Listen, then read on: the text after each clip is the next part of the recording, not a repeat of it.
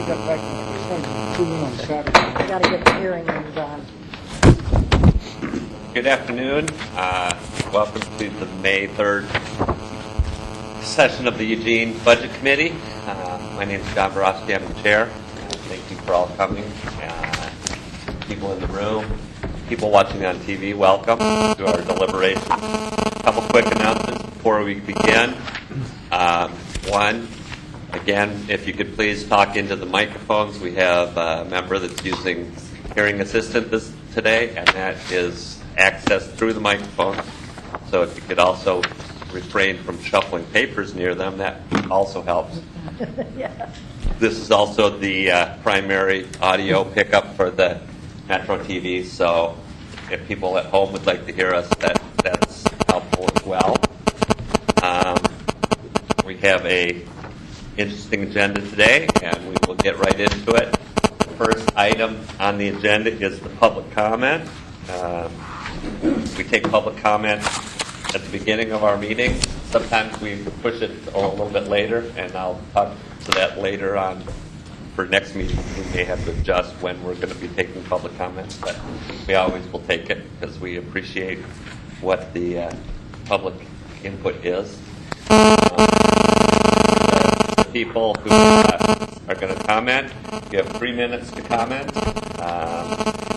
Budget committee members may ask clarifying questions of those testifying and will be given an opportunity to comment on what they've heard from the public at the end of the public comment time. And we will wait till all of the people have commented, and then we'll open up the body for discussion. So with that, if there's nothing else that anybody has for us, we'll get started with the public comments. As of right now, I have 3 people that have been signed up. First is Deb Frisch, followed by Zachary Vishnoff. Hi. I would like to talk about 2 examples illustrating what could be construed as the pathology of Eugene's financial decision-making, but could also just be construed as suboptimality if you were that sort of person.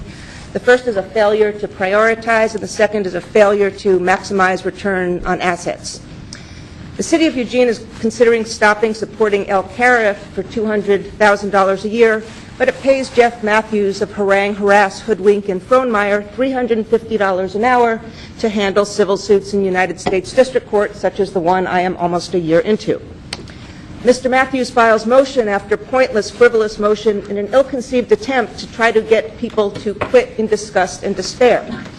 For those of you who don't remember, Jeff Matthews' motion for summary judgment in Dunn versus Magana in the city of Eugene was so ill-conceived that Magistrate Coffin rejected it resoundingly, and the city of Eugene was forced to settle for $900,000, by far the largest of the Magana settlements and probably one of the largest settlements in USDC Oregon history. Why the city of Eugene pays a guy who was so unbelievably incompetent $350 an hour to harass people like me is beyond my comprehension. My second example, aside from wasting money paying Jeff Matthews and not having enough money for El Cara, is the horrendous failure to maximize return on assets illustrated in a recent decision by City Manager Reese. The city owns 1.9 acres of C2 zoned real estate on the northeast quadrant of Ferry and East 8th Street. The lot used to provide free, albeit front alignment jarring, parking for visitors to the Wayne Morse United States Courthouse. It's also home to a cinder block structure that until recently was being used as a methamphetamine distribution center and de facto homeless center. Somebody in the city of Eugene doesn't realize that it's cinder block and thinks it's adobe, and that's why it's being preserved. This 1.9 acre parcel is now being rented to the University of Oregon for $0 a year. There is a 3-year contract signed by the city manager on February 19th, renting this toxic waste to the University of Oregon for 3 years at $0 a month. I wish I could get a car for that. To allow them to to plant a garden. Even though it's allegedly for educational and research use, it's really just a playground so Ann Aiken and Alex Gardner can feel like they are more than what they are. This use is illegal, using this land to force people convicted of crimes in federal court or Lane County Circuit Court is inconsistent with this agreement, and I urge you to look at this agreement of $0 a month and see if that's really the best use of a resource. If I don't seem quite as full of fire and brimstone as I usually do, it's because I'm really upset about the oil leak. It's not an oil spill, it's an ongoing oil leak that is killing dolphins and porpoises and, thank you, go away ducks. Zach Bischoff, and then Scott Bartlett.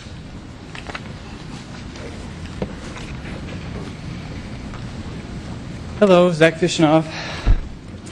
Nice to see everybody. I want to just make some clarifications on the budget. I read about a week ago in the Register Guard that part of your proposed budget has $140,000 coming from increased parking fees around the University of Oregon. Is that still part of the budget? Thanks. I don't know how you run that. Yes. Okay. I think it's very opportunistic for the city to do that because part of the memo of understanding and these kind of quiet agreements we made with the university to deal with the arena parking and stuff like that were insufficient, and so they're creating a crisis. And so for the city to go in and try to get extra revenue from this really a public policy train wreck, I think is something you really should think of a different attack on the budget than the students on parking, because the athletic department is already taking the students for a ride on the parking, and DPS is shouldering a huge amount of cost. So I really think that's a mistake. My second question is there a public hearing scheduled yet on the Moss Street vacation for additional U of O parking? Because my understanding was from the U of O person that hearing is going to be in May to vacate Moss Street to the U of O. I don't believe it's currently scheduled, no. Okay. And so might that happen in the summer when the students are away, or will it happen in May, do you think? I don't know. Can I request to you, since that's a very important issue as far as the Fairmount neighborhood and mitigating the arena, that you do a wider level of outreach about the hearing, maybe so that in the Register Guard, maybe a week before the hearing, there is some article that explains exactly what's going on at the hearing, because from what I've seen at the Atrium building, this file is very complicated. They're doing a lot of things at once, innovative or whatever, but they're taking over public streets and putting them, the U of O Foundation will control those streets in the future. And so I'm just hoping before this hearing, maybe a week before in the Register Guard, you can clearly lay this stuff out, and then that article might give a lead into the public of when the hearing is, so that you can get a good level of involvement and understanding from the Fairmount neighborhood. So I don't know if you want responses or how you want to do this. If you have an answer to that I would. I do think it's important that we get information out. Of course, we can't control what the Register Guard chooses to write about. So yeah, we won't be able to control that piece, but we will do our best to get information out. Yeah. I think if you contact them 1 or 2 weeks before the hearing and just explain everything to them and give them adequate information, I think they'll work with you. So thank you very much. Thank you. Scott Bartlett.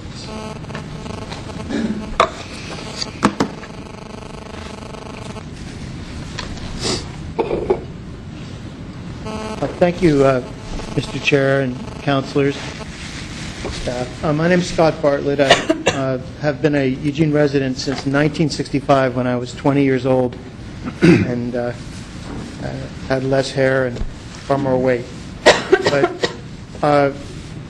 8 years ago, I kind of was persuaded, although I had no background in this, to apply for this Animal Services Committee for the county. I think it was because I was on the County Budget Committee and someone thought that might help. It was an unpleasant subject. I didn't really want to do it, but I did it. And I opened my mouth the first meeting and someone said, "We found our chair." And so I had to do a lot of work on it. I had to find out what was really going on. And I found out that years ago, prior to 1978, the sheriff's office had a contract with Greenhill to do management of this. This is before the advent of a lot of spay and neutering, and 20,000 animals a year at least, sometimes up to 27, I'm told, 27,000, were shoved into a decompression chamber and exterminated. And Bill Dwyer told me, he was a staff member then, and Jerry Russ told me that they went out there and they were aghast at this. A lot has happened since then. And since 1978, the city and the county have been in a partnership largely together. Springfield initially was part of the Tri-Agency Animal Control, and they opted out because of money. And there's been a good partnership here. It has worked. Now euthanasias are way down, like in the dozens. It's been an incredible struggle for us to have to wade through this adversarially, programmatically, spend hundreds of hours to do this. This has been a partnership. If any of you, I hope you haven't, but if you've ever been in a marriage that's failing and you've ever been in counseling, you may have been told by counselor that unless both people really want to make a go of it, it can't work. All right? There were 32 employees at one time at the beginning of Tri-Agency. They're now about 15. They're working on a shoestring budget. Of course, I'm a member of the Budget Committee. You have to come up with some serious savings. I don't think that perhaps LCAS or this contract should be exempt from shaving. 29% of your general fund contribution seems awfully steep to me, and I think it would be highly injurious. There have been discussions we've had in the Budget Committee at Lane County over the years, and I've frankly been successful in staving them off for the county to give the contract back to Eugene, with the perception, probably false, that Eugene is a little more flush in this matter, and perhaps could take on the whole responsibility. But I submit to you that it's a wise thing to think very carefully before you make such a draconian slash in the budget. And I'll tell you one kind of example of what county people do. A couple of years ago, the director was asked to accompany police to a raid, a meth house. They were told there's a police dog out there. Bottom line is, the guy had a gun, was going to shoot the dog. The LCAS guy got the dog, took him out. The policeman came out and was shaking. He said, I can't believe this. This dog was standing right on top of a blanket, and underneath the blanket was a baby. And I was about to fire the gun. This is serious, and please approach it that way. Thank you. Okay, that ends the people who have signed up. I'll open it up to the body if there's any questions or comments that anybody would like to make at this point. Andrew. I just appreciate all the community members coming forth and sharing their opinions with us, and I just wanted to let you know I won't be here Wednesday. I have to go to training in Newport, and it ends at 5, so I don't think I'll make it back by 5:30. All right. Duly noted. Claire. I'm just curious if the memo that Deb Frisch referred to with the contract for the community gardens was something that had been sent out in a packet at any point. I'd be curious to see that memo, assuming it's a public document. Yeah, it's not a memo. It's what she has is a copy of the intergovernmental agreement. Okay. There's no information. It's just the agreement itself. I can provide that. I'd like to see that. And in response to Steve Bartlett's testimony, I finally got to read through the memo from LCAS about the $200,000 and what that might mean programmatically, and I think we should have a serious discussion about that. And if we're not offering alternatives to them, that's a concern to me, that we're just proposing a cut and not really engaging in a process to help see how that cut would affect the agency, and if there's some other options that we might have instead of an outright, that's the amount we're going to cut it. And I'm assuming that's part of our charge, but I also know, I remember, I don't know if it was the last budget cycle or the cycle before, we had a lot of discussion around LCAS, and I had really encouraged the different groups that were involved in that to try to get together and work together to come up with some kind of plan going forward, and I don't think they've been able to do that. So that's another missing piece here. It's not just up to the Budget Committee to solve the issue, but obviously we're going to have to take up some action on it. When is it appropriate to have this discussion on animal service? Should we do it now, or do we do it later when we go through the presentation? I think that we're later. The next item on the agenda is going to be the animal control. We're going to hear first the presentation. So I think that, yeah. Then we'll open it up. I just wanted to know process. Okay. Yeah. Anybody else on the public comment, again, I'd like to echo Andrea's comments about thanking people for coming out. People at home, I would appreciate it if you guys could come out and give us what your thoughts are on the budgeting process, because every time we hear from the public, it gives us a more informed thought. With that, we'll move on. The next item on the agenda is the Animal Services presentation. So I will pass it over to staff. Jeff, Kelly?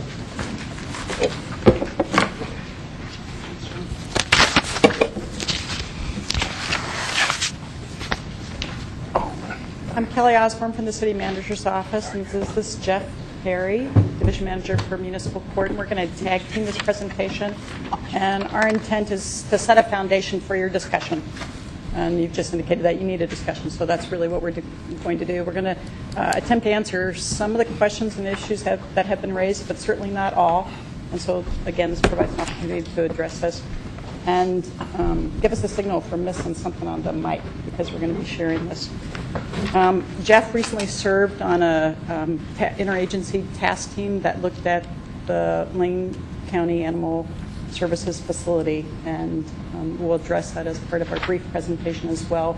It's a facility that is definitely in need of some repair. As you know, the city manager's budget includes a proposed reduction of $200,000. The Budget Committee has seen the kinds of reductions and other efforts we've taken last year and what is proposed in the budget this year. And so we've been looking across the budget at a number of services for changes. And so we'll provide just a brief overview, discuss the potential implications of a reduction, and then try to address some of what's underway. All right, so the city provides two core services, which include the City of Eugene Spay Neuter Clinic and Lane County Animal Control, or also known as LCAS, for animal services to city residents in the region. Spay Neuter Clinic is owned and operated by the City of Eugene. That includes city staff and the city budget. Lane County Animal Control provides enforcement, sheltering, and adoption through an intergovernmental agreement with Eugene. The contractual relationship has existed for many years. Spay Neuter Clinic and LCAS operate at the same facility. It's located on West 1st and Burleson, a few miles from here. City of Eugene Spay and Neuter Clinic. So the Spay and Neuter Clinic provides low-cost prevention services to the region. They provide, obviously, spay and neuter services for the dog and cat population, and also vaccines for the same population. Periodically, the city reviews the fees charged to citizens for spay and neuters and also vaccines. And it's a challenge to maintain the balance between cost recovery and providing low-cost services to the public. And so it's a balance that we're always looking at, trying to maintain that low cost so everyone can utilize the service, but also really try to recover as much as we can. I think the fees were last updated a couple of years ago. The clinic spays and neuters approximately 1,100 dogs and 1,700 cats annually. The clinic also vaccinates roughly 6,400 dogs and 4,300 cats each year. There are no proposed reductions for fiscal year 2011 to the Spay Clinic. Lane County Animal Services. Okay. So the City of Eugene contracts with Lane County for animal-related services. The contract includes enforcement. Right now, that is 3.5 enforcement officers dedicated to Eugene, City of Eugene calls. It also includes animal shelter and adoption, licensing and animal registration, cattery services, the cat population, the administration of the city Spay and Neuter Clinic Low Income Voucher Program. It's a program that the city offers to low income citizens city residents actually, where they can apply for a voucher to get spay or neuter at no cost to them. And so the county administers that for the city now in coordination with the spay neuter clinic. LCAS also does community outreach, education, and training as part of that contract. Lane County, Springfield, and Eugene have been in some form of partnership for many years, several decades in fact.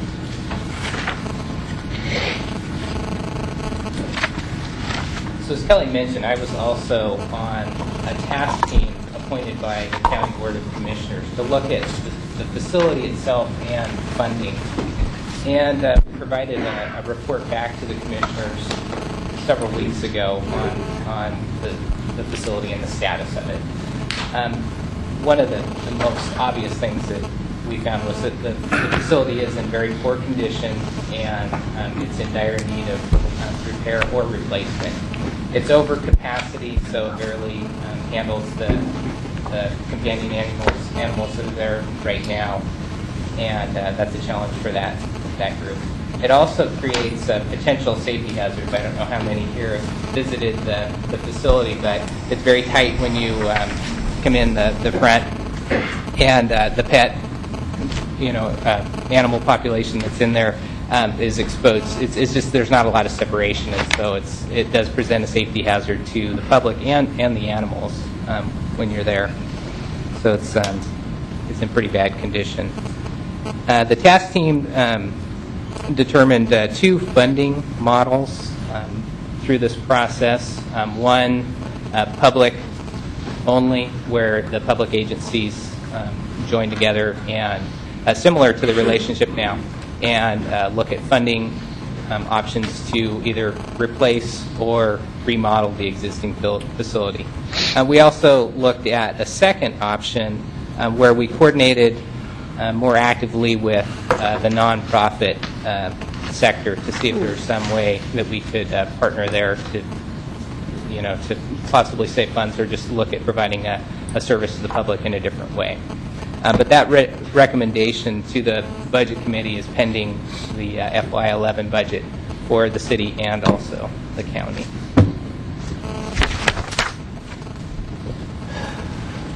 So on this slide, you'll notice it's a snapshot of the activity level for fiscal year 2009. And it's kind of hard to read, but I think everyone has a handout. But as you can see, there's a large number of enforcements for the city. That's probably in part due to the number of enforcement officers that we have in relation to the other agencies. They're significantly less. Euthanasia, as you'll notice, has actually been on a decline. We actually heard that at public comment. And in FY08, Eugene saw 179 dogs euthanized, and I have a hard time reading this myself. In FY09, there were only 56, 58 cats, also compared to 573 euthanized in FY08. So it has been in a decline over the last few years. The number of impounds has also dropped more recently as well. And just one thing to note, euthanasia, when they perform that, it's either at the owner's request, lack of space, or those considered non-adoptable, so for animals that are very sick or ill, they'll do that. So we want also to provide a snapshot related to the financial picture as well for our contract with Lynn County for Animal Services. And so what it shows is over a 10-year period what our direct contribution to Lynn County has been. Our contract payments have increased by about $163,000 or 24% over the last 10 years. And we're at, for the fiscal year 10, we're just under $700,000 in direct payment from the city of Eugene. This slide gives a snapshot as well of its license fee revenues, and through our contract with Lane County, It retains license fee revenues for life animals in Eugene up to a certain amount, and that cap has been increased in recent years, and Lane County has the potential to keep up to $357,000 in license fee revenue. Last year, it hit closer to about in FY08 about 194,000, and then about 250 last year. Based on the first 3 quarters of fiscal year 10, we anticipate what the county will earn in license fee revenue from Eugene probably will be in the ballpark of about 250,000. So probably will not reach the $350,000 cap. And so we provide this information because that's in addition to the direct payment that the city provides. So there are really 2 pieces of the financial equation. So just talk briefly about the recommendation that's before you in the proposed FY11 budget. What the city manager has recommended is that we review and consider alternative models, and that we reduce the city's direct contribution to Lane County through this contract by $200,000. Also part of that proposal is to lift the cap on the license fee revenues to provide an incentive for even more aggressive licensing currently, and the proposal remains that Lane County would retain 95% of those license fee revenues. 5% is dedicated to vouchers for low-income spay and neuter. And then you can see where we increase the cap.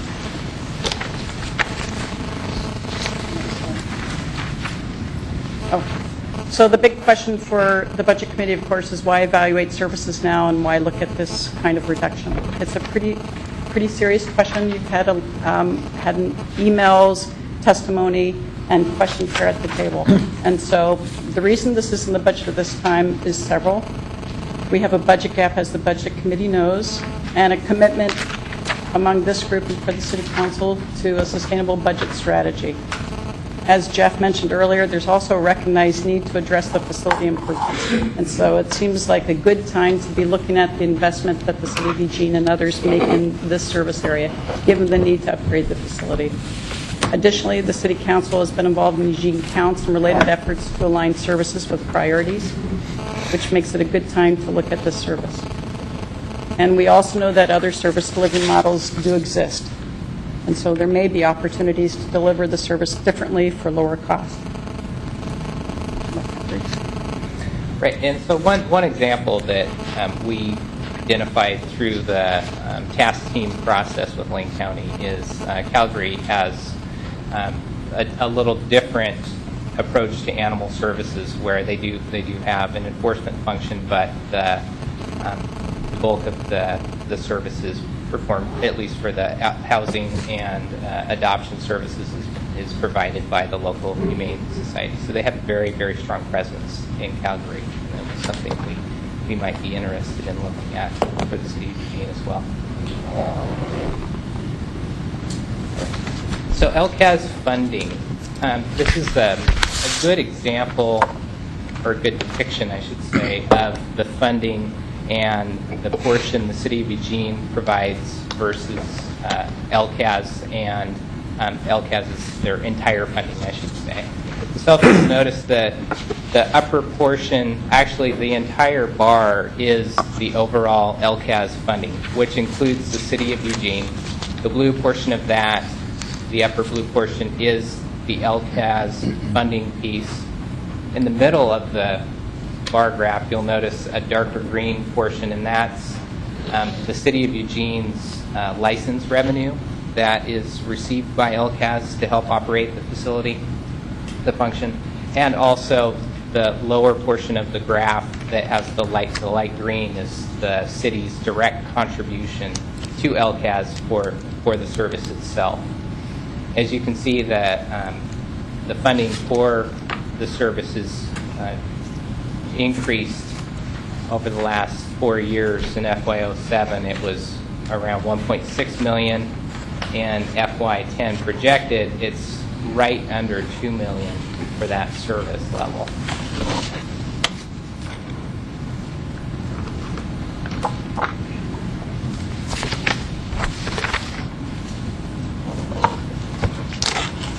So just a little bit about our partners in this effort. We partner with City of Springfield and Lane County primarily. Lane County maintains the shelter and adoption, and in terms of enforcement, it has dedicated 0.5 FTE for enforcement in the unincorporated areas, which means that it addresses enforcement differently than the City of Eugene does. Very high priority calls. City of Springfield handles its enforcement on its own and allocates about 1 FTE through its in its police department for administration of licensing and for enforcement, and then works with the county on the shelter and adoption side. And then that contrasts with what we do from the City of Eugene, and through our contract with Lane County, we have 3.5 FTE for enforcement, and so we provide a higher level of code enforcement inside the City of Eugene than our two partners. To add to that, when I spoke to Springfield, they did clarify that their 1 FTE does manage the enforcement and licensing about 50% of their time, so it's about a half FTE for Springfield that does the enforcement function. Talk a little bit about potential long-term solutions to set up the next conversation you have. With this recommendation, long-term solutions could include collaboration with Lane County and the City of Springfield in determining the desired scope and the desired level of services in animal services, an opportunity to explore alternatives, public, private, nonprofit, and then consideration of a competitive request for proposals process to assess options for cost-effective services that support the shared mission. So those are the outcomes. We see this as a potential bridge year with this reduction now, and then direction to city staff to work collaboratively with our partners to look at longer-term options for delivering this array of services in a way that gets us to a sustainable budget strategy and meets community needs.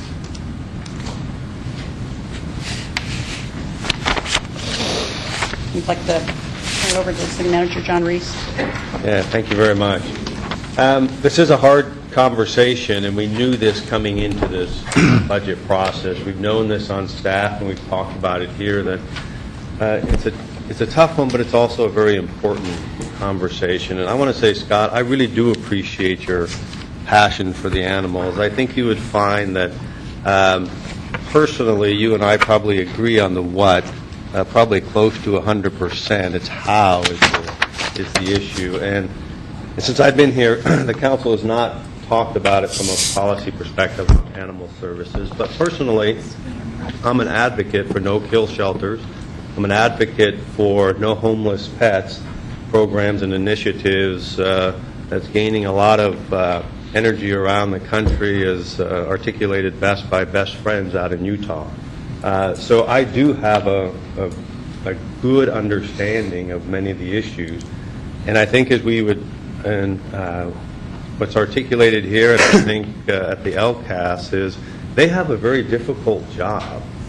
And one of the things we do know is that their facilities are inadequate, and that the community, I do believe, really needs to have a good discussion about the community best outcomes and values around animal services on the enforcement, but also on the sheltering side and the care side.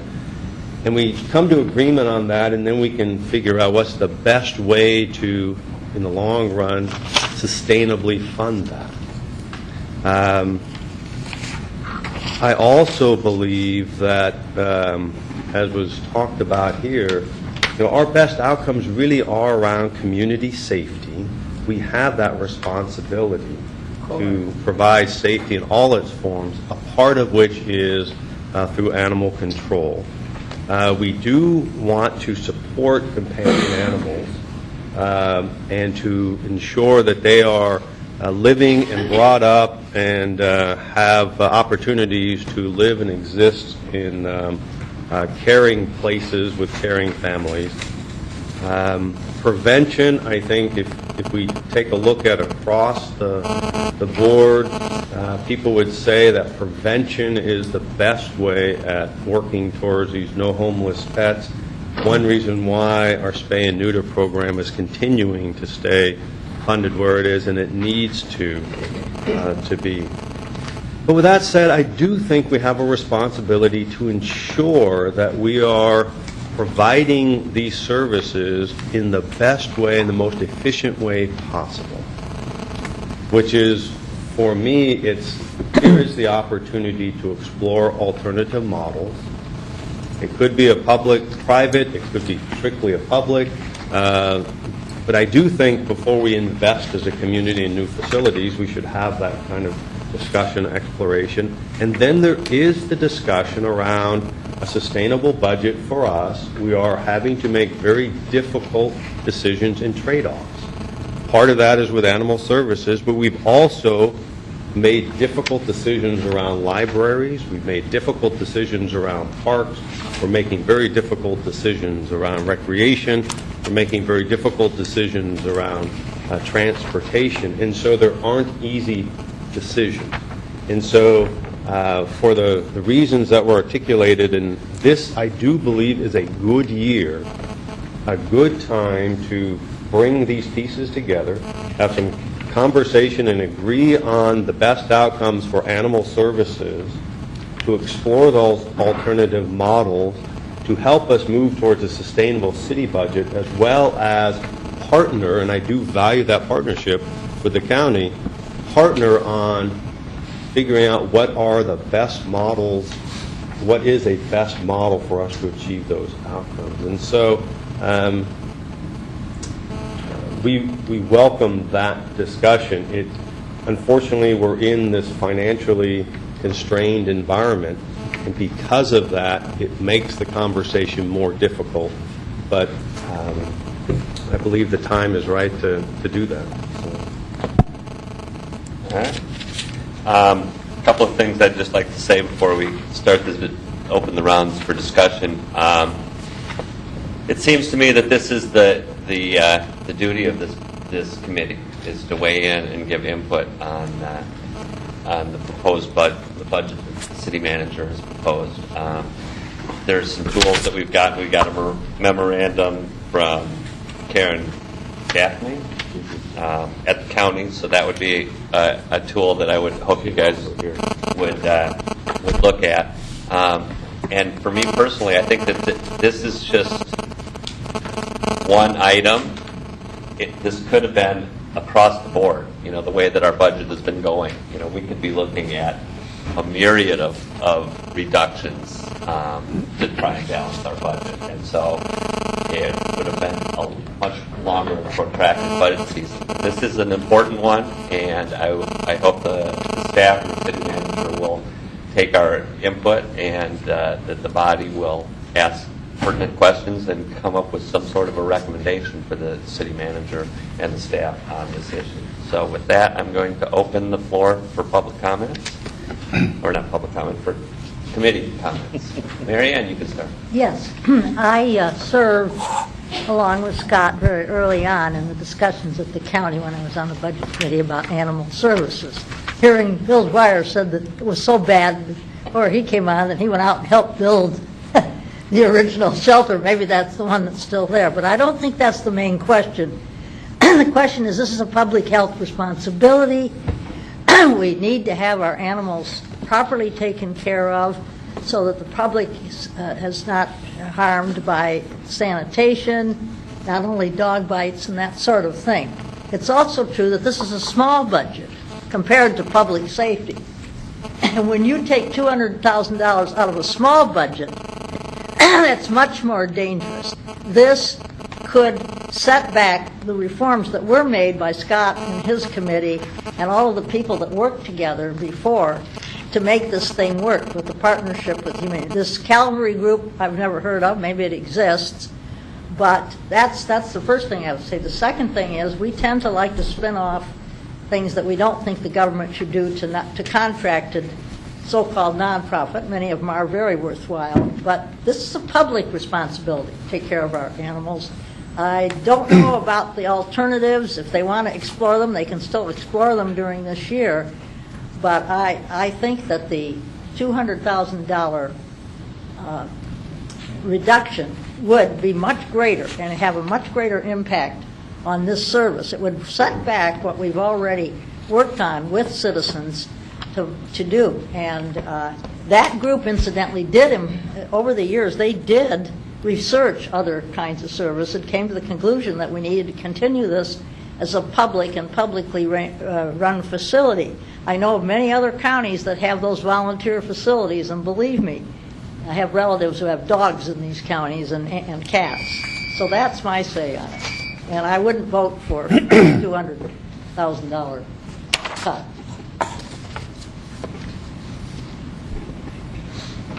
Yes. I'm I'm sorry, Claire.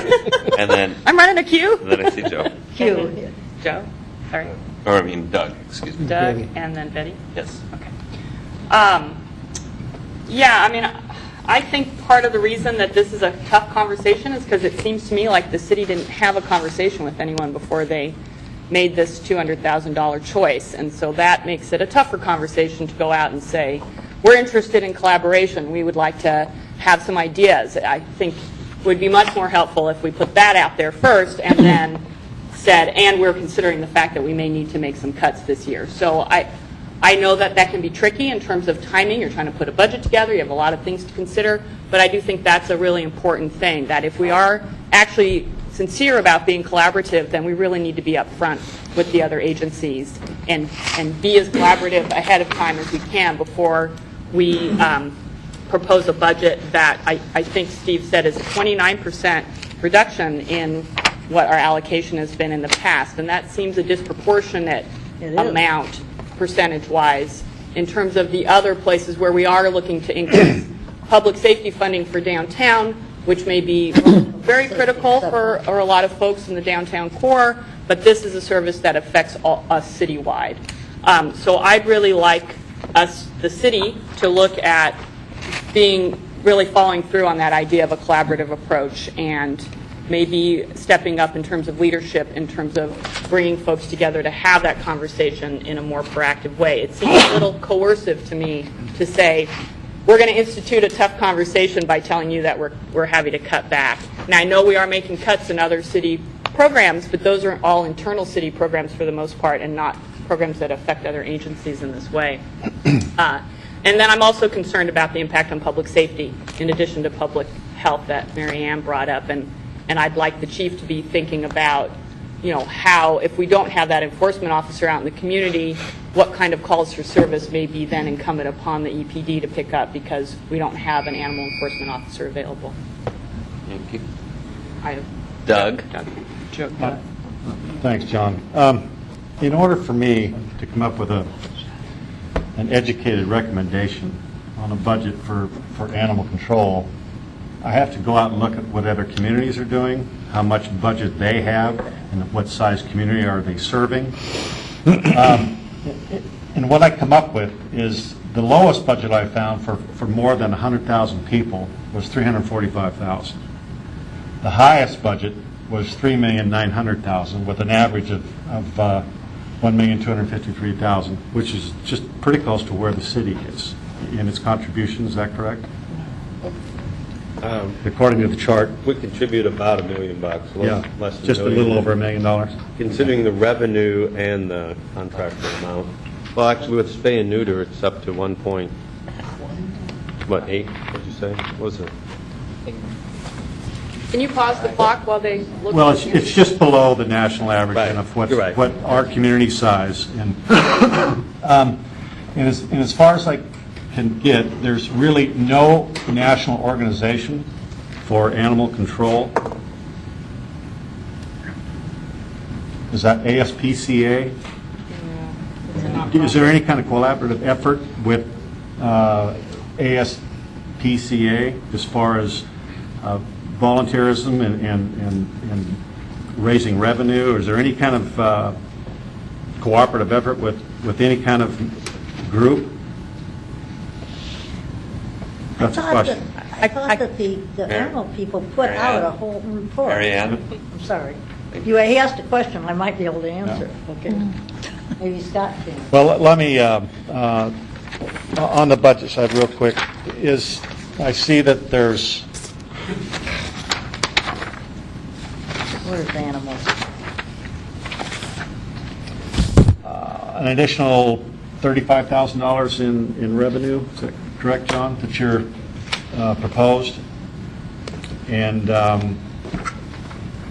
is that correct? You're anticipating an Right, additional that- $35,000? That is correct. The proposed $35,000 in additional revenue would be on the spay and neuter side. Okay. So we're seeking grants and we're looking at fees. Okay. I also see personnel services. There's an increase of $11,783. And then materials and services. What is the services part of the materials and services? How's that different from personnel services? Because that's where the hit is being taken as far as what I can read here. There's $203,000. Right. So when you look at materials and services in the animal services category, that applies both to materials and services at the spay and neuter clinic. So that would be purchase of vaccinations as well as any equipment. And then it's also our contract with Lane County Animal Services. So both of those fall into materials and services. So when you see a reduction there, that would include this reduction. Okay. And could you have any stats on, I'll get you in another round. All right. Betty? Thank you. First, I have some questions, but just to point out, we have in the budget $200,000 for some vague economic development, and exactly the amount we're cutting of this. I wondered if some of my questions, I wonder if we could have a contract with Green Hill. From all I've heard, it's a more humane place than the county, and Springfield does that, don't they?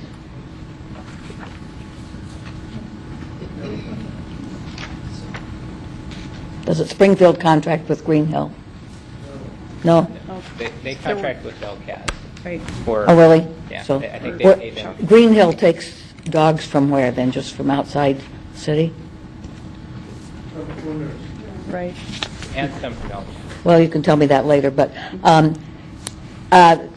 didn't LCAS buy some new big trucks in the last few years? We don't have that information on their truck purchases. Looks like some very expensive new vehicles driving around. And this is from my observation. I've seen them driving around.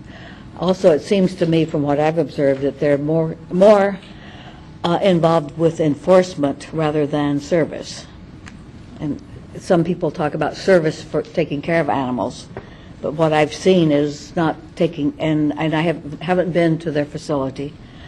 I hear things from people, but I see the big trucks driving around where I live. And I've lived in that house for 27 years and have maybe seen 2 stray dogs in all that time. And yet I see the trucks just driving around, and I wonder if they're why they're doing that and how expensive that is. Do you have any comment on that? On the expense of driving their trucks? Just driving them round and round. I think what I would say that I don't think we fully understand how LCAS operates on a day-to-day basis, and so we wouldn't know whether they're driving to actually in response to something. We'd sure be happy to ask them and provide some additional information if they would. What I'm getting at is how do they spend the money they have?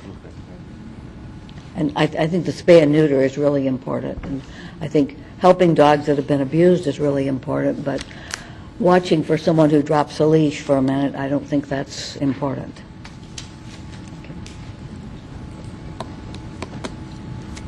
Finished? Okay. Shonda? Thank you. I agree with the practice overall of looking at alternative service models and looking for improvements in efficiency and effectiveness of the program.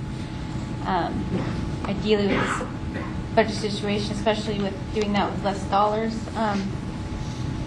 However, I think that this conversation may be a lengthier conversation where the collaboration and the exploring of new models may not fit with, maybe misaligned with the budget process.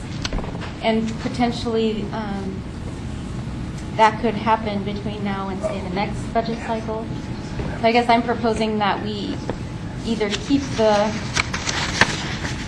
dollar amount this year, or maybe cut it a little bit less, and then we explore these new models over the next year. And given that, I don't know the history of conversations that have happened up to this point.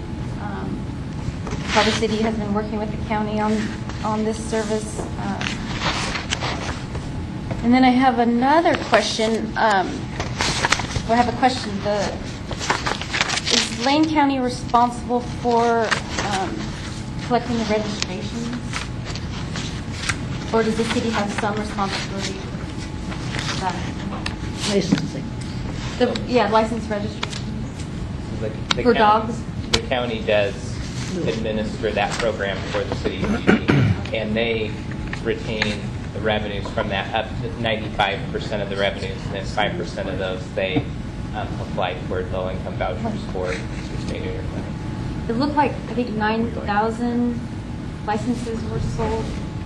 Right, in fiscal year '09. I'm wondering what the compliance rate is and what the county is doing to increase the compliance rate. And this, I don't know. What we do know that the county is doing is clinics in our community and in surrounding communities to share information about licensing, and pairing that with rabies shots, rabies clinic, and that sort of, in an effort to get the word out. So they've been tried to be proactive in licensing. I wonder what the estimated dog population is, to get to the compliance rate. We could try to find out for you. Curiosity. And that's it. Jennifer? Okay, thank you. Wow, seems like we have this discussion every year. This is starting to sound very familiar. John, I don't disagree with your outcomes, your best outcomes, and what you described as wanting to talk about other business models. But we've had really exhaustive discussions about this, and I know that the county fairly recently completed a pretty exhaustive discussion on it as well.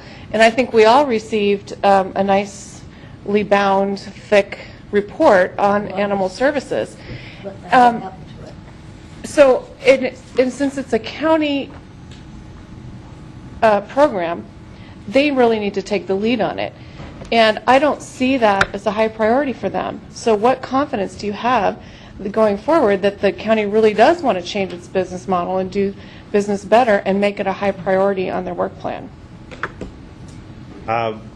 We want to continue to be a good partner, and so we will continue to, depending on what the outcome is with the Budget Committee and the Council, would pursue asking them to do that. And I don't know what their response would be. But that's what our intent would be.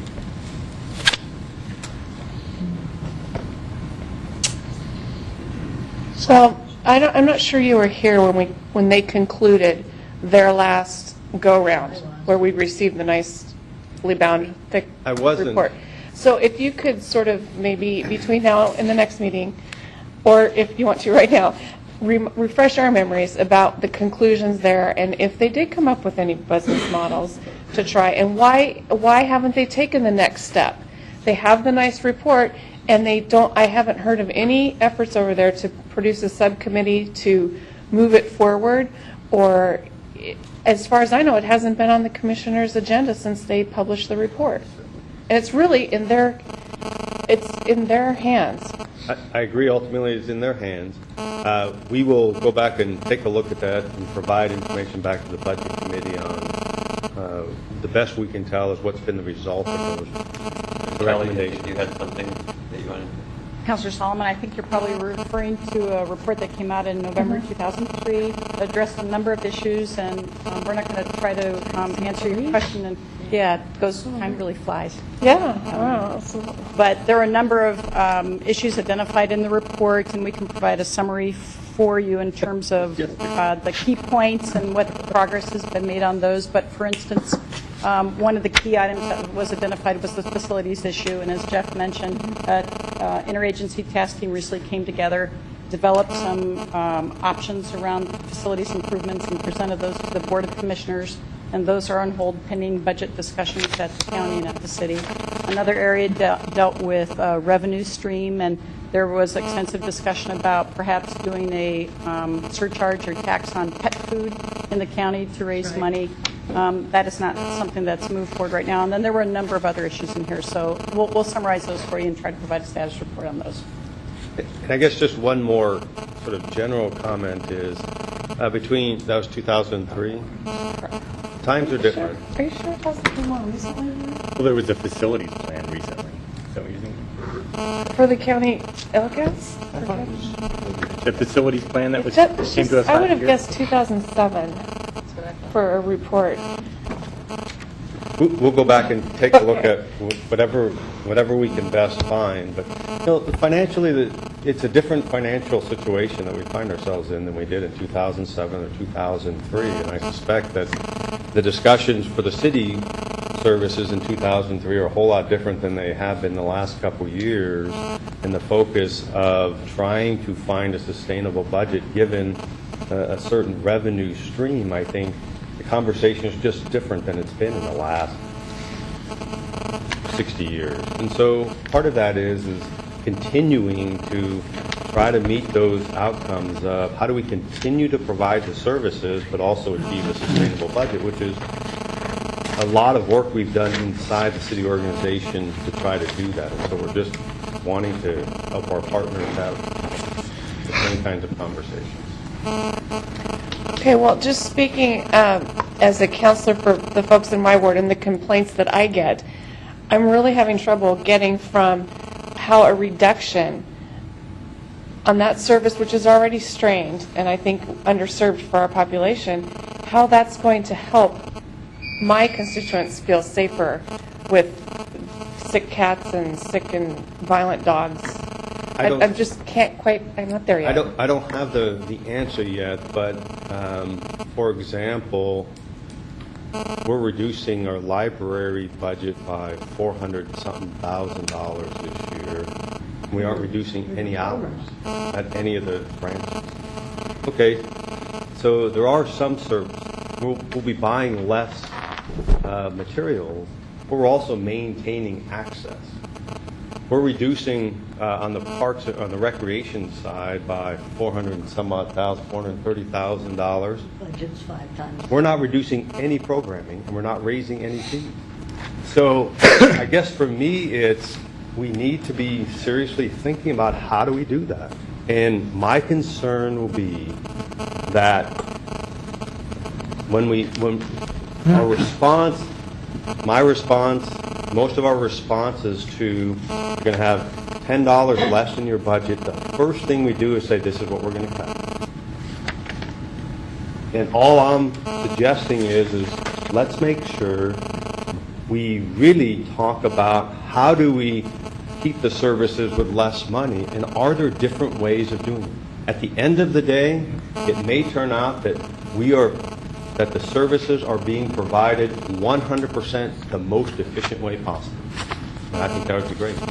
It may turn out that they aren't. And all I'm suggesting is we need to, I think, explore those opportunities in order to do that. Does that help, or does that make it? Not really, but my time's out, so. Can you put me on a second round? May or may not, sir. Alan? So following on that thread, if we didn't have that conversation with them and we reduced $200,000, what service impact would there be?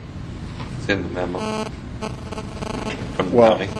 the one that we got this afternoon? That we got last week. Not it was just. There's two, basically it's two, I'm sorry, it's in the memo, but it's 2 enforcement officers. So From 3.5 down to 1.5, and then it outlines what that means.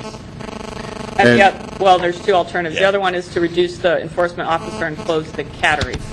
Close the cattery, yeah, right. The second question I had is only 9,427 licenses in Eugene. Seems really low. We have one of the highest pet populations and dog populations per capita in the country. Why is it so low? That's voluntary to get a license, except for when you get a rabies. No adult dogs are to be licensed. That doesn't mean they are. So why is it so low, and what's the ideas for getting it higher?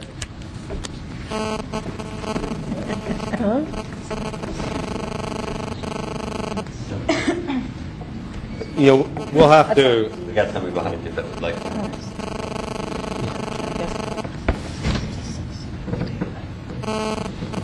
Once we get Hi, I'm Christine, Central Services Director.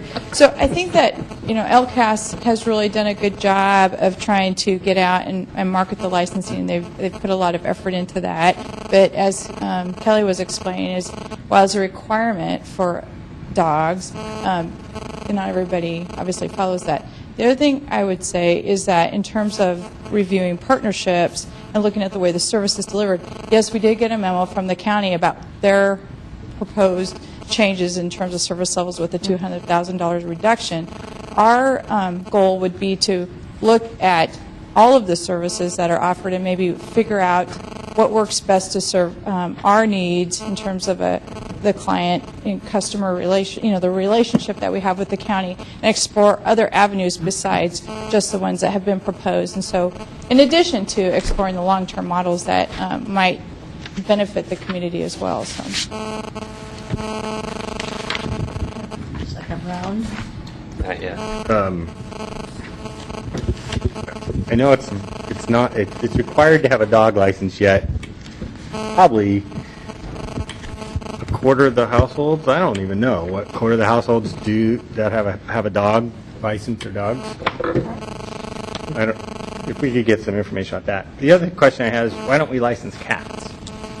Oh, yeah, good luck with that. I mean, pet owners often have a cat and a dog, and they'll license their dog, but they won't license a cat. There is voluntary registration and ID chips for cats, but we haven't made a policy decision as a community to license cats. If we did license cats and we had the same same participation rate as dogs, can you find out what that revenue would be? And if you can, if you know how many. And if we did a revenue, how much revenue would we get from a pet food surcharge? So how much cents per pound of pet food would it take to raise $200,000? Ellen, can I just ask if you're talking about Eugene-based pet food, or is this a county-wide tax? I'd like to know the answer to both, but I think that's a kind of a user fee as opposed to a tax to me. But so that's the question. Joe? A couple things may have to roll into round two, but first is just a clarification. The revenue cap that the city can retain was raised to $357, but if I understand correctly, they have actually, I understand that concept. Eugene could actually keep that, but has chosen to allow the county to keep 95% of that, or is that incorrect? That's correct. So the city of Eugene and how long has that been going on? Well, for a number of years, the county has kept the license fee revenue, and in previous years at a lesser amount, and the city has raised the cap so that the county can retain more of that money. And it is not likely to get at the cap this year. I guess what I'm trying to clarify, the city, if it chose to do so, could actually retain a larger percentage of that revenue if it chose to do so, and not give it to the county. If the city were to look at retaining that revenue, that would be part of a discussion with the county because we have a contract for them to retain that revenue. So that would be part of the contract or intergovernmental agreement negotiations if we were to change that formula, because that money is part of their budget. But be patient with me. So I'm just trying to clarify. It looks like Eugene has voluntarily given more of its funds to the county on this particular budget than it could have historically, or am I drawing an incorrect conclusion? I'm trying to think of a way to respond that would make sense. If we provide a direct contribution to the county, in addition, the county retains a portion of the license fees, right. and in fact, less 5% that comes back for low-income spay and neuter. And when we look at the entire contribution that the city makes, you want to add both together. It's part of our agreement that the county gets both slices of revenue, both the direct contribution and the license fee revenue, as being part of the package that helps support the service delivery. Very good. Also, just an educational question on the enforcement context. Is there revenue or levies or penalties that can come out of that? And how much of that makes up the budget of, ballpark? Or? There are revenues, but it's relatively small because they issue citations that actually land in municipal court. And what you reduce. I can't recall what the revenue is offhand, but it's maybe $50,000 a year or in there. Is that something within the city purview, that if an agreement was made between the city and the county, that some of those fines could actually go towards funding the budget, or is that outside of our purview? Or no, we can include that in a contract. That amount of money currently is accounted towards our general fund revenue, and so it would still be a deduction to our general fund. Okay. I also, too, with Alan, I have no idea what the number is, but I imagine the enforcement is pretty small. Just curious, what does it cost to license a dog nowadays? 35, 15. Right. Depends if it's neuter or spayed. Okay. And if you do it for 1, 2, or 3 years. And again, not to steal Alan's question, we really have no idea what the actual compliance rate is for licensed animals, or? No, I mean, county staff might be able to provide an estimate. We can get some information from LCAS. Okay. They provided that, but it would be a guess. I'll come back on round 2, but I'm a little struck by, guys, as hot and as political as this is of an issue, really, there's going to be 3 ways we're going to fund this, right? It's going to be through fines, through enforcement actions. There's going to be through licensing, or there's going to be a component of kind of the public funding that we choose to fund with the general fund. So don't necessarily have the answer on that one, but it does strike me as volatile and as emotional as this is for a budget that's only $1 million, that we could find better alternatives. So, Andrea? Thank you. So I just want to start by saying I think that Elkhart does good work. I've been out there, and I think with the little that they have, I lost my dog last year, and I went out there every day for about 2 weeks, and they were all very compassionate with me, and I think they do a good job. So I do think that they're an integral part of the community, and I would hope that we could work to keep them moving on. So John, if we were to give them 100% of, instead of 95%, if we were to give them that other 5%, how much would that be? And can you put that graph back up there that has the amount of money that Eugene gives? Well, if we give them 180-something thousand, 5% is going to be less than Not even 10,000, right? So it'd be 9,000. plus or minus 10 to 20,000. For instance, if we look at the first 3 quarters for this fiscal year, in terms of license fee revenues, the county's collected about $185,000, and then remitted to the city for voucher, provided for voucher billing about $9,000. Yeah. Okay, so it wouldn't make that much of a, I'm hearing what my partners are saying, the other members of the budget committee, and I don't feel like this is probably, this is very passionate. People come out in droves for animals, which I love animals too, but I'm always amazed as more interested in human capital that people are so passionate about animals. I'm glad. But I always remember that, you've given us this budget and you're telling us we're going to cut, this is what your recommendation is. And what our operating agreement is on the budget committee is we put that $200,000 back, where are we going to take it from? And I really do, and we don't have control over what animal control does, and I don't really know how they run their governance structure. So, and I think about this in relationship to other organizations that we do intergovernmental relations on, or other intergovernmental agreements, and we just give them money, and then we expect them to go forth and do good work, and we don't ever really look at how they do their work, and it really isn't our job to. I mean, we're in agreement with them, and this is how much we can give them, and this is how much we can't give them this year. I don't know that that this is really the wisest thing to do, but I do think that out of the ashes, maybe something good will come, because I do think that you're right, Chandra. I think that this is a conversation for a committee And I know it hasn't been on the top of my, top 10 list to work on. Oh, my goodness. Want to stick around? Thank you. Then people remember, you do have a super round if you want to. Are we on the second? We haven't started. Not quite yet. We haven't started the second. I'm going to put myself down in the queue. And I guess what I wanted to say was I agree with city manager's lofty goal of let's look at the overall picture.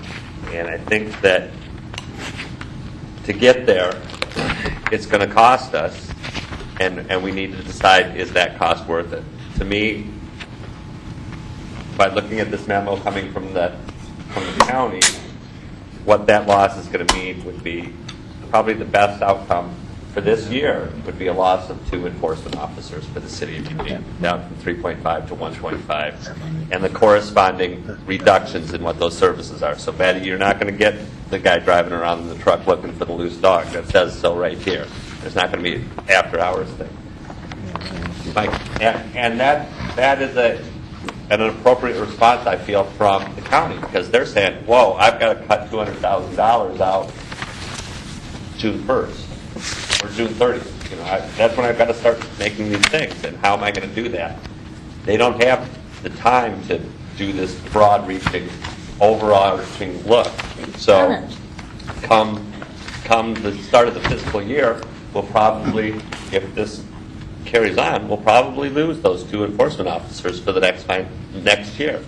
Now, is that a cost that we're willing to pay to get this conversation going? And hopefully by next year's budget thing, there's a better model that we can bring back and put. If we decide, no, we want more enforcement, how are we going to do it? But it seems to me that if this budget passes with a $200,000 reduction, that's where we're at. And that's the decision we have to have. It may be what we need to kickstart this conversation. If we just say, study it we'll give you the $200,000, study it for a year, it may not happen as quickly. So, Terry? So, what does the Explore Alternatives public-private nonprofit, what does that actually look like, John? Have we got any models of what that looks like? I think there's a couple different models to take a look at. Jeff talked about Calgary as a potential. I know Washoe County out in Nevada has an interesting model where they have a public-private partner or public nonprofit partnership, and I suspect there are others. How do you project how long it would take to ramp up that kind of a partnership if it were found to be deemed a good idea? I don't know if what you're saying is if the decision were made, here's the model we want to move towards. How long does it take to move towards that model? I don't know. Any idea? 12 months? It would certainly depend on the model and if there are interim strategies on the way to a long-term solution. We've just done very preliminary review of some other models and options, and one thing that we believe as staff is that it would be a public sector obligation to continue with enforcement.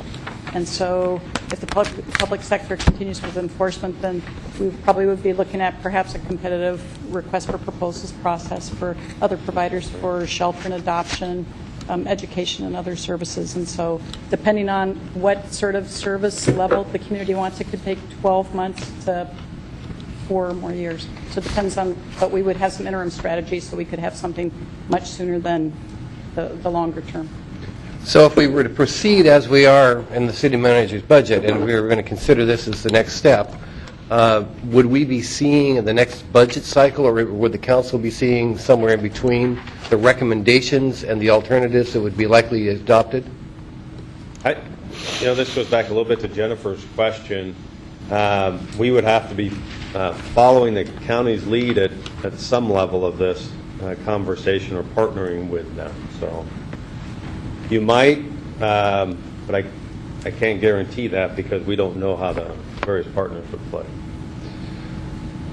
Well, it would seem that if we're going to look at the reductions, then obviously, and if this is one of those things that you're recommending, then obviously the next step is what's stated here, which is, well, we want to come up with a different model. So I would think that if this is indeed adopted, or if it comes through this way, that one of the quickest discussions is, number one, of course, how we're going to do that nonprofit or public-private partnership, and then follow it up with that quickly as possible, the kind of RFP process that is done. Is that likely to come forward then before we get into fiscal 11? We would want to complete that process this year, that's correct. Okay. So you would have a recommendation as to how to move for that partnership forward in some kind of a manner before we get into the next tier of this discussion. That would be our best outcome then. So that you would have the outcome that you would not have a gap in services as much as a decline on the temporary basis or whatever stretching out, followed up by a recommendation as to how to move forward. Yes, that's our ideal. And probably part of that discussion is that you're trying to move toward a goal of a better service, that if it was a poorer service, it wouldn't come as a recommendation? Absolutely. Thank you. Thank you, sir. George Foley, or wait, which George? Me. Thank you. Yeah, John, I realize that I submitted a list of questions kind of at 11th hour, and I was just wondering if I could get a copy of a response to each of the questions. And it could be done electronically to the rest of the Budget Committee, because there were some rather complex questions, and you may have covered some of the answers, but I'm sure it's going to be a more detailed answer than what could be presented here tonight. So if I could get those, I'd appreciate that. And then as far as the budget cuts, historically, when it comes time to cut positions or cut budgets, it's always the most visible that goes first. 25 years with Lane County, whenever it came to budget cut times, it was always the visible, it was the patrol deputies got cut first. So I'm just wondering if this is a true and honest look at their budget, at where cuts could be made within that budget. Again, traditionally that's been the practice of Lane County is let's take what people see most. What people see most are the enforcement. And in answer to Betty's question, I know a lot of their responses are to call for services and hitting each individual park or area where people are congregating with animals. So what you're seeing, and I'm not saying for sure, but what you're most likely seeing is the truck going from one place, say for example a park, to another park, or responding to a call for service. So they're not just out there driving in circles to be driving in circles or looking for somebody who's just dropped a leash. They have an awful lot of work to do in a short period of time and a short amount of manpower to do it. So they're not just driving big fancy trucks out there to be driving trucks around. Thank you. So now round two. So we are at our proposed break time. We're supposed to break and then come back with our police presentation. We do have a little bit of extra time, so I'm going to do the break now. Propose your questions. We'll come back. We will do round two. Pete, we're going to put you off a little bit, and then we'll move on. So let's call it a 10-minute break, resuming at 7 o'clock. Thank you.